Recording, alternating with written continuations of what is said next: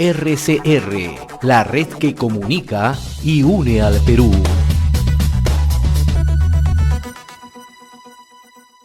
Le damos la bienvenida al doctor Herbert Cuba García, especialista en política de salud pública, comentarista en el portal de opinión El Montonero, y también comentarista habitual en RCR, Red de Comunicación Regional. Doctor Herbert Cuba, qué gusto saludarlo, muy amable. Muy buenos días y un saludo a través suyo a todo el país. Bien, hay varios temas que tocar, no solamente los que están vinculados al sector salud, ¿no?, sino también temas de carácter político, ¿no? Porque lo que estamos observando es una confrontación ya abierta, ¿no?, entre el Ejecutivo, entre el Gobierno, el Congreso y también la oposición política, ¿no? ¿Cómo está usted mirando el panorama, ¿no? Solamente a poco menos de 12 días de instalado este gobierno, ¿no? Sí, creo que el tema de debate se centra en dos grandes áreas eh, políticas.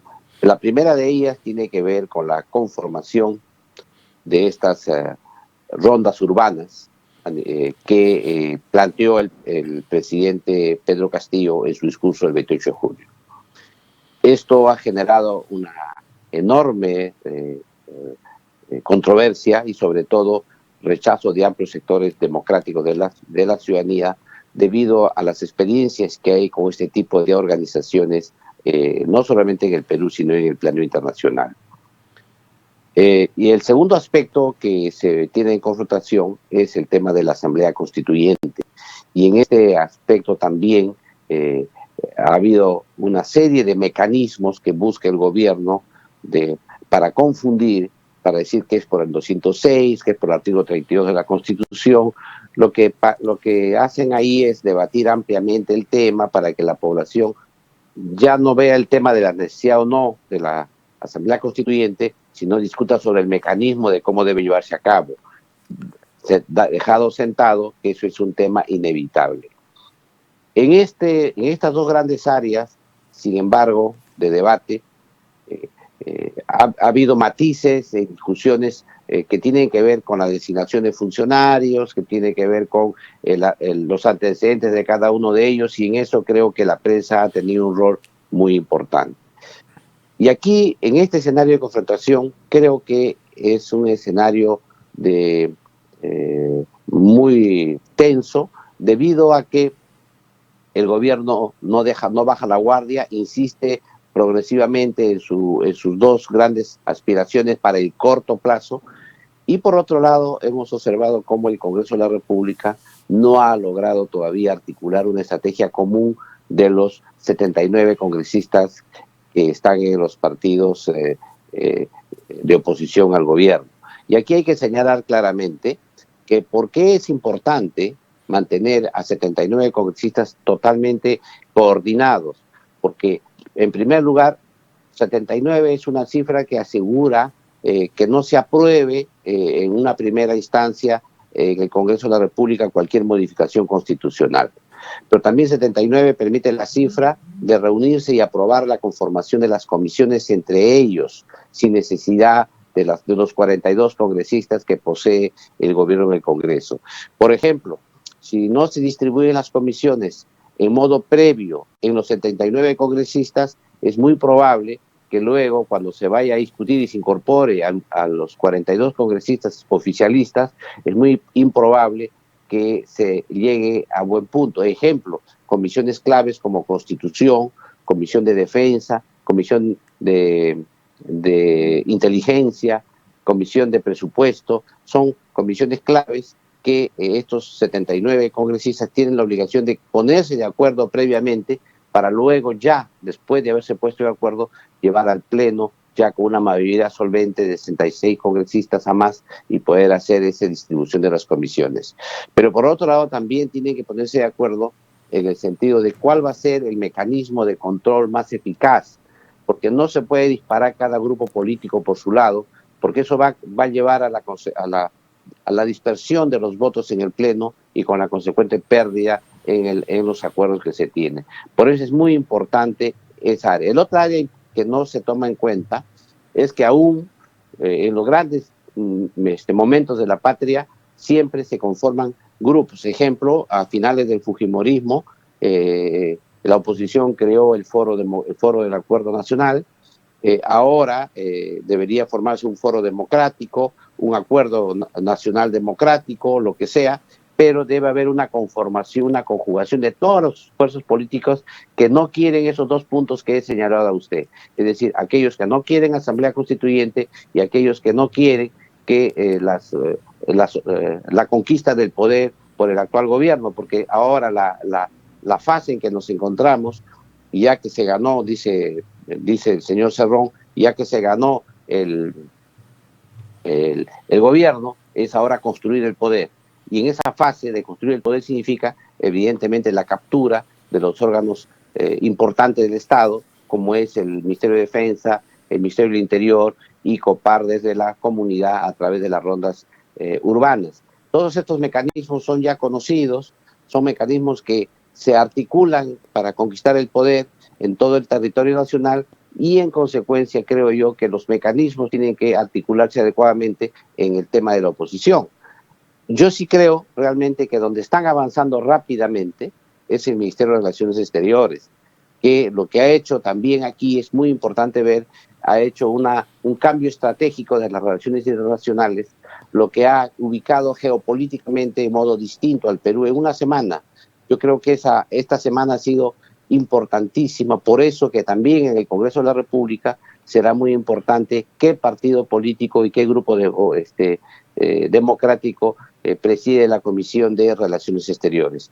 Creo que en ese escenario que se da esta confrontación, la altura de los dirigentes tiene que dar la talla, porque al contrario, que estos pequeños dimes y diretes, este pleito por ocupar qué comisión ocupo yo en el Congreso, y no se afina una gran bancada de 79 congresistas democráticos, vamos a tener serios aprietos. En consecuencia, hay falta de liderazgo, falta de conjunción de la gente que está en los partidos políticos de la calle y, sobre todo, visión clara de cuál va a ser la estrategia para enfrentar desde la oposición al gobierno.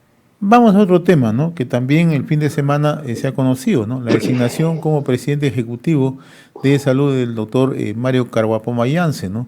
Quien es actual decano del Colegio Nacional Químico Farmacéutico, ¿no? Está reemplazando a Fiorella Molinelli, ¿no? El último fin de semana, incluso a través de sus cuentas sociales, a través de un video, ella ha indicado que renuncia bajo presiones y también un conjunto de amenazas, ¿no? Pero en medio de una situación también de investigaciones al interior de salud, ¿no? Me gustaría conocer su comentario, por favor. Mire, salud es el reflejo de toda la política nacional que hemos comentado. La forma en que se ha cambiado al presidente ejecutivo de salud es parte de toda una estrategia de copamiento del aparato de salud. Salud tiene unas características que la hacen importante. Una de ellas es que es una institución única es a nivel nacional. No está descentralizada, no está transferida a los gobiernos regionales. Eso la convierte en una herramienta importante de política social. La segunda es que posee un presupuesto autónomo en caja de 11.000 millones de soles y que hace que puede hacer una política clientelar adecuada. Acuérdese usted cómo los diversos gobiernos, no solamente el gobierno del señor Sagasti ni el gobierno del señor Vizcarra, sino también hacia atrás, si vemos los demás gobiernos, siempre han utilizado a salud como una medida clientelista ante la población. Y el tercer tema que tiene ahí es que existe una seria controversia entre el modelo de salud que se debe implementar en el país. No nos olvidemos que hay una controversia entre el modelo propuesto por el señor por el Partido Perú Libre en su plan de gobierno, que es crear el Sistema Único de Salud, y por otro lado hay la propuesta del programa de la señora Verónica Mendoza de Juntos por el Perú, que señala que hay que mantenerse en el aseguramiento universal. Bueno, en estas circunstancias la controversia es fuerte, porque en el Ministerio de Salud ocupa el señor Hernando Ceballos, que ha mantenido todo su equipo de gobierno con la finalidad de apuntar en esa dirección del aseguramiento universal. En este caso, entonces, la ficha que se ha puesto en salud pretende mantener la unificación del sistema, tal como plantea el programa del señor Cerrón. En consecuencia, yo creo que esta enorme controversia que ha habido, que ha tomado ribetes de escándalo, cuando pudo haberse hecho una transferencia mucho más llana, con un simple llamado de telefónico y decir, señora, por favor, renuncie usted al cargo de salud y poder designar a otro funcionario. Sin embargo, se ha dado dentro de los grupos que sostienen al gobierno, a estos 4 grupos que tiene afiliados el gobierno, una gran controversia por quién ocupa los cargos. Ahí se vocearon varios nombres y ahora ha ganado el señor Carhuapoma, que es el decano del Colegio Químico Farmacéutico del Perú. Ahora veremos cuál será su desempeño frente a otros grupos profesionales que hay en el salud y cómo lo van a tomar en cuenta los demás grupos para conducir esa institución. Ahora, para usted, doctor Cuba, el tema meridiano, el tema central es el tema de la unificación de los servicios de salud. Entonces, allí estriba el principal objetivo del gobierno en salud, de manera puntual, ¿no? Y lo otro es, ¿va a ser posible unificar, llegar a un sistema único, ¿no? Considerando la característica que tiene salud para el tema de prestaciones, también para el tema justamente de aportes que tiene cada trabajador con las empresas, el caso que tiene el Ministerio de Salud, ¿no? Que tiene también su propia dinámica, las fuerzas policiales tienen la suya, ¿no? Entonces, ¿va a ser posible unificar o vamos a caer nuevamente en un riesgo de poner en peores condiciones la salud en el país? Acá hay 3 temas que dificultan cualquier modificación en salud. El primero de ellos es que se habla de una asamblea constituyente. En consecuencia, el espacio natural para esas modificaciones, esos arreglos institucionales, constitucionales, porque no olvidemos que salud es un órgano constitucional, tiene autonomía constitucional.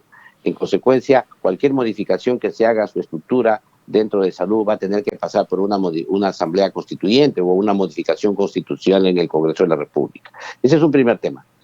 El segundo tema es que los dineros que posee salud son aportes de los empresarios a cuenta de la planilla del trabajador. Ese dinero son propiedad privada, tanto por el origen y tanto como el destino.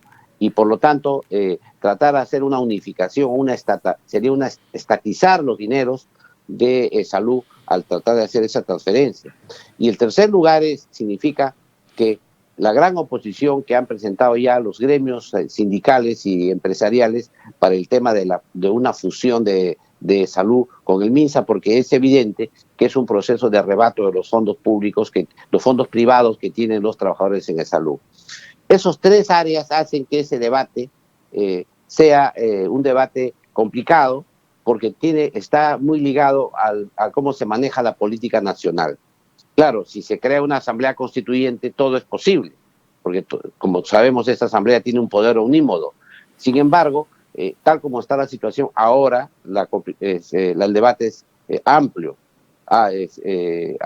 Además, hay varias alternativas que se han presentado entre tiempo, pero todas ellas tienen que ver con la destrucción de salud, porque fusionarlo con el MINSA significa que estos 11.000 millones que tiene salud van a tener que diluirse con los pocos fondos que tiene MINSA, ¿no? Y en consecuencia esos fondos, lo que va a ocurrir es que estos trabajadores que ya tienen que tienen seguridad social van a perder sus derechos. Hay que tomar en cuenta que si bien es el sistema de seguridad social en el país representado por el salud ha tenido un rol muy importante en la lucha contra la pandemia, ha sido el bastión hospitalario en la lucha contra la pandemia, y si esta institución ha sido tan importante, no solamente en el Perú, sino en el mundo, a tal punto que el presidente actual, Macron, en Francia, ha señalado que la lección de la pandemia es que debemos fortalecer el sistema de seguridad social en Francia. Igual ha ocurrido en los Estados Unidos. El gobierno, de la misma manera, ha señalado que es necesario que la población cuenta con sistemas estos de seguridad social.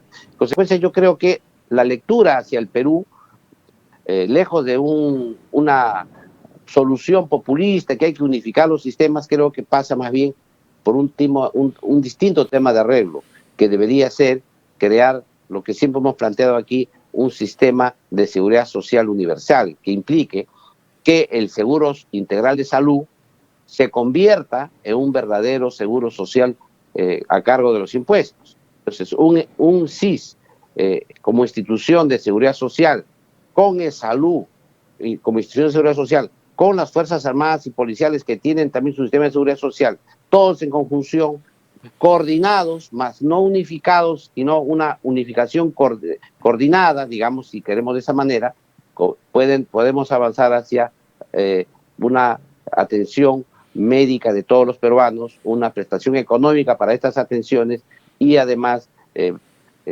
programas sociales para brindar estas atenciones médicas también. Finalmente, doctor Heber Cuba, en un reciente artículo, Ratificación Política y Estratégica en Salud, que usted publica, da a conocer que los primeros pasos que está dando el ministro de Salud, Hernando Ceballos, es simplemente seguir los lineamientos de política de su antecesor, ¿no?, de Óscar Ugarte, ¿no? Y ello usted lo plantea, ¿no? Hay un mismo equipo técnico, se incluye a los 2 viceministros, ¿no?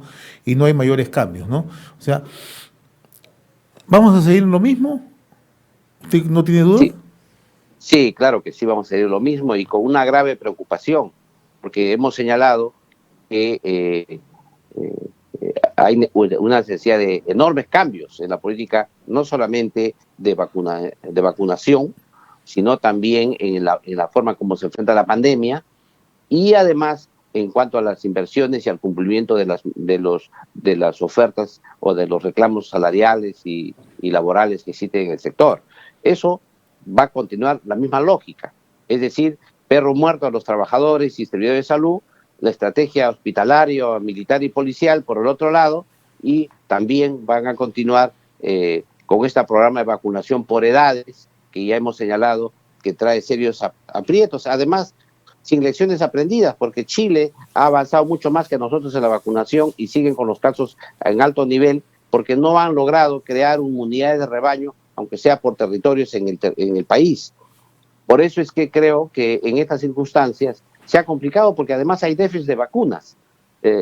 Hay un bache en la compra de vacunas que en este mes de agosto se ve que hay gente que ha estado incluso recorriendo los establecimientos para vacunarse y no ha habido las vacunas necesarias para la segunda dosis.